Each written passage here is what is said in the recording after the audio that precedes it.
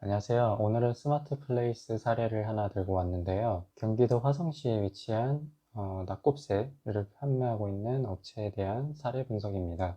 제가 실제로 이 업체에는 가보지는 않았고 음식을 먹어봤다거나 방문을 했다거나 실제로 한 적은 없지만 아직도 이렇게 스마트 플레이스 관리가 잘 되어 있지 않은 업체들이 있구나 라는 것에 대해서 조금 아쉬운 부분이 들어서 이렇게 영상을 제작하게 되었습니다. 일단은 경기도 화성시에 위치한 그런 낙곱새 집이고요. 보시다시피 별로 꾸며진 게 하나도 없습니다. 일단 가장 처음 중요한 이 사진 부분만 보더라도 전체적으로 너무 빈약하다라는 느낌이 많이 나죠. 사진을 보기 위해서 이렇게 사진을 누르고 들어가서 봐도 가게 전면 사진 하나, 간판 사진 하나, 그 다음에 로고 사진 하나, 그 다음에 나머지 음식 사진도 조금 올라와 있긴 한데 도대체 무엇을 보여주기 위해서 이 사진을 올렸는지 이해가 조금 가지 않습니다. 왜냐면 이 가게 전면 사진이나 간판 사진 같은 경우에는 그냥 딸랑 이렇게 올라와 있는데 소비자 입장으로 제가 이렇게 보면요, 어쩌라고 이런 생각밖에 나지 않습니다. 뭐를 보여주고 싶어서 이러한 사진을 올렸는지 전혀 공감이 되지 않은 부분입니다. 일단은 다시 한번 돌아와서 사진이 전체적으로 너무 빈약해가지고 이 매장에 대해서 신뢰가 많이 가지 않습니다. 네, 저 같으면 이 업체는 한번 훑어보고 바로 패스하게 되는 그러한 퀄리티의 사진과 그런 정도의 손님을 생각하지 않는 업체로 생각이 되고요. 홀을 운영하지 않은 것으로 보이고 배달이나 포장만 하고 있는 것으로 보이는데 홀이 굳이 없더라도 매장이라는 거는 그 매장 안에서 앉아 있을 수 있거나 아니면 테이크아웃을 한다거나 적어도 최소한의 그런 매장의 요소들을 가지고 있어요. 심지어 주방이라도. 요즘에 코로나 이전부터 해서 포장이나 배달 전문 업체들이 많이 생겨나긴 했는데 홀이 없어도 잘 관리된 매장의 내부 사진을 제공하게 되면 훨씬 높은 신뢰도를 쌓을 수 있겠죠.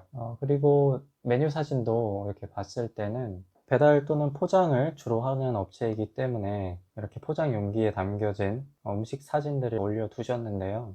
이 사진도 너무 중구난방 들쑥불쑥합니다. 음식 사진이 다 똑같은 음식 사진이 아니고요. 우리가 시선이라는 게 있고 처음에 음식을 받아봤을 때 우리가 어느 부분부터 시작을 해서 어떻게 끝나는지 그런 요소들을 조금 고려를 하셔가지고 음식을 선후 배치하는 그 순서도 고려를 많이 하셨으면 좋겠어요. 음식 사진이 이렇게 올라와 있고 가까이 클로즈에서 찍은 사진도 있고 한데 음식 전체를 보여주는 사진이 별로 없고 이렇게 클로즈업 된 사진들을 몇 개 보여주기 때문에 이 음식이 도대체 어느 위치에 있었던 음식이고 이 음식이 무엇인지, 왜냐면 소스도 묻어 있고 그렇기 때문에 쉽게 구분이 잘 가지 않는 그러한 사진들이 너무 많습니다. 네, 그래서 조금 더 잘 만들어진, 잘 찍힌 음식 사진이 조금 있어야 될 거로 보이고 그 음식 사진도 선후 나열되는 순서를 잘 고려하시는 게 좋을 것 같고요. 이 소비자가 사장님의 음식을 언제 어디서 어떻게 먹을 수 있는지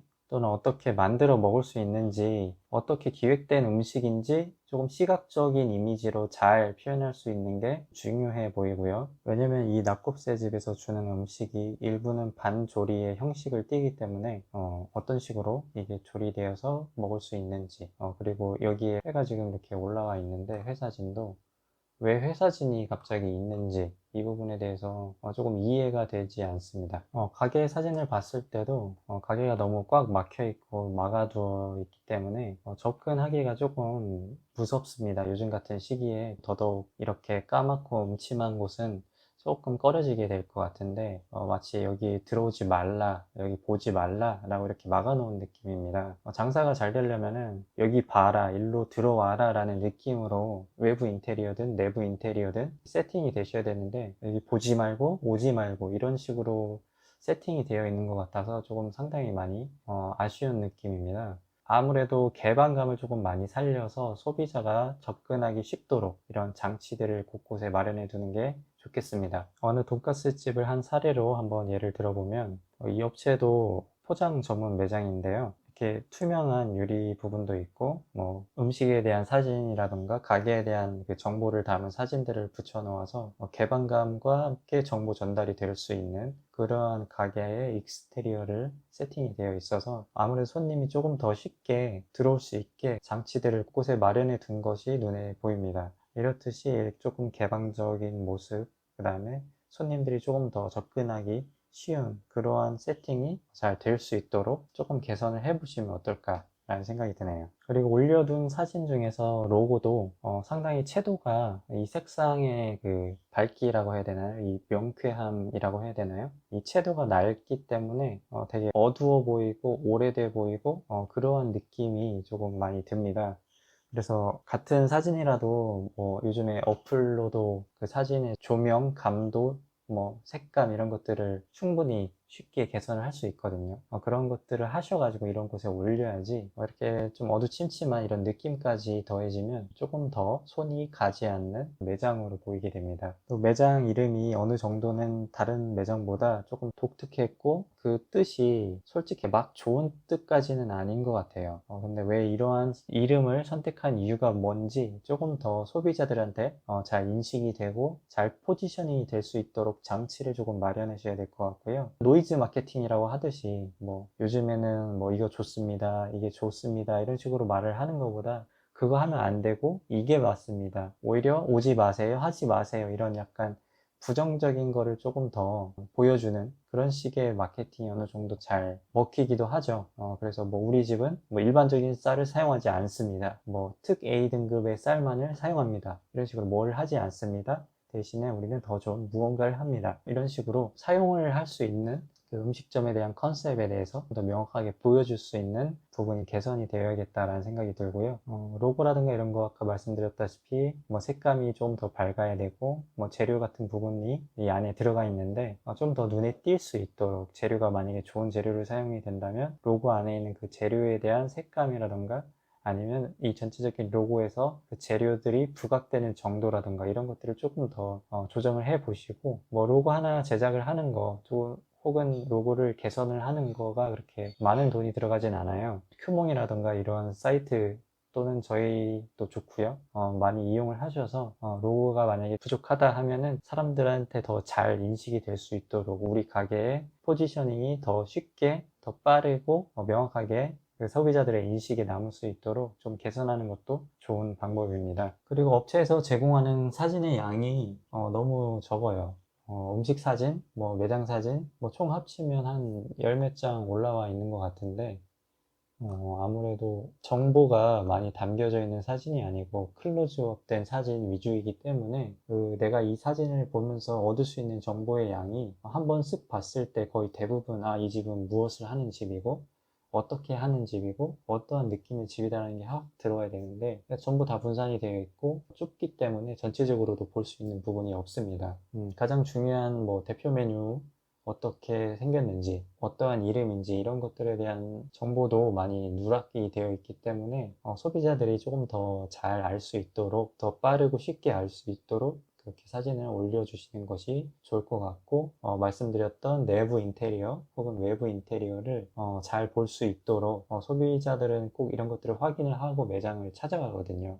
이제는 코로나 시대처럼 그냥 맹목적으로 배달을 시키는 시대가 아니고 그 매장이 어떠한지를 확인을 하고 찾아가거나 그 다음에 배달을 시키거나 포장을 하거나 하기 때문에 소비자들한테 신뢰를 얻을 수 있는 그러한 깔끔한 내부 인테리어 혹은 청결 상태, 주방 상태를 공개를 해주시는 게 매우 좋습니다. 혹시 지금이라도 우리 매장이 생각보다 이렇게 깔끔하지 않기 때문에 내가 가리려고 이렇게 만들었다 라고 하셨다면 생각을 조금 바꾸셔가지고 내부 인테리어를 조금 환하고 밝게 그 다음에 내부 청소도 깔끔하게 하시고 뭐 새까맣게 그 가게 전면을 모두 암막으로 꽉 막아놓지 마시고 조금 개방을 하셔가지고 조금 힘들더라도 그런 식으로 관리를 하셨을 때 오히려 더 좋은 시너지를 얻을 수 있을 거라고 생각이 들고요. 더 추가했으면 좋을 법한 사진들은 조금 기획된 그런 음식 또는 실물 음식 또는 매장 사진, 그 다음에 이 매장 찾아오는 길, 그 다음에 이 음식을 구매를 했을 때 제공되는 그런 서비스, 내가 이 매장에서 제품을 구매하면 어떠한 이득을 얻을 수 있는가, 뭐 맛이라든가 맛있는 음식을 얻는다는 건 당연한 거고, 그거에 더해서 뭐 정신적인 부분들, 미적인 부분들, 혹은 뭐 물질적인 부분들 전부 다 포함해가지고 좀 더 강조를 할 수 있게 이렇게 세팅이 되었으면 좋겠고요. 현재 방문자 리뷰 수가 7개인데 너무 적어요. 테이크아웃 전문점이라 할지라도 다른 업체들 보시면 잘 되는 곳들은 손님들이 방문자 리뷰도 많이 남겨주셨을 거예요. 혹은 네이버 블로그 리뷰도 많이 남겨줬을 거고. 근데 이렇게 방문자 리뷰 수가 작은 거는 그 이유가 있는 거예요. 제가 앞서 말씀드렸던 그런 것들을 포함을 해서 그 외의 것들도 한번 생각을 해보시고 방문자 리뷰 수를 아무래도 조금 쌓아 주셔야 신뢰도가 더 올라가서 구매 전환율이 조금 더 오를 수 있는 그런 요소가 될 수 있고요. 매장으로 찾아오시는 손님들이 있다면 방문자 리뷰라던가 블로그 리뷰 7개밖에 되지 않으니까 좀 써달라고 하시면서 뭐 서비스를 조금 더 챙겨주셔도 좋잖아요. 네, 그러한 활동들을 조금 해주셔가지고 이 부분을 개선을 했으면 좋겠습니다. 그리고 스마트 플레이스의 네이버 기능들을 너무 활용을 하지 않고 있는 것 같은데요. 뭐 네이버 플레이스 소식이라든가 뭐 예약이라든가 이런 부가 기능들을 조금 추가를 하셔서 더 많은 정보들을 제공을 하셔야 이런 것들을 궁금한 소비자들이 그것을 보고 매장을 더 편하게 이용을 할 수 있는 그런 플러스 요인이 되기 때문에 부가 기능을 사용을 좀 하셨으면 좋겠고요. 이렇게 부가 기능을 사용을 하면 플레이스를 노출하는 것에 있어서 플러스 요인이 되고요. 뭐 그게 뭐 엄청난 도움이 되진 않지만 지금 하나라도 궁한 그런 상황이잖아요. 관리가 되지 않았던 상황인데 조금이라도 빨리 더 좋은 효과를 볼 수 있기 위해서 네이버의 부가 기능들을 조금 이용하셨으면 좋겠습니다. 그리고 매장에 찾아오는 길이라던가 주소란이라던가 이러한 설명란에 땡땡치킨 옆이요라고 이렇게 써주셨는데 이 동네에서 그 땡땡치킨이 얼마만큼의 랜드마크이고 얼마만큼 유명한지는 모르겠지만 저도 뭐 여기서 멀지 않은 곳에 자주 다니고 살고 있기 때문에 전혀 들어본 적이 없고 알 수 없는 치킨집이란 말이죠. 그래서 단순하게 그 어느 가게에 우리 가게가 옆에 있다 라고 이렇게 말씀하는 것만으로 뭐 소비자들한테 그 위치가 어디인지 쉽게 가늠이 되지는 않습니다. 어디 옆입니다, 뭐 어디 그 부근에 있습니다 라고 할 때는 어느 정도 사람들이 많이 알만한 그러한 건물이라던가 위치를 말씀해 주셔야 될 것 같고요. 그렇게 말씀을 한다고 하더라도 진짜 그 바로 옆에 있거나 하지 않은 이상은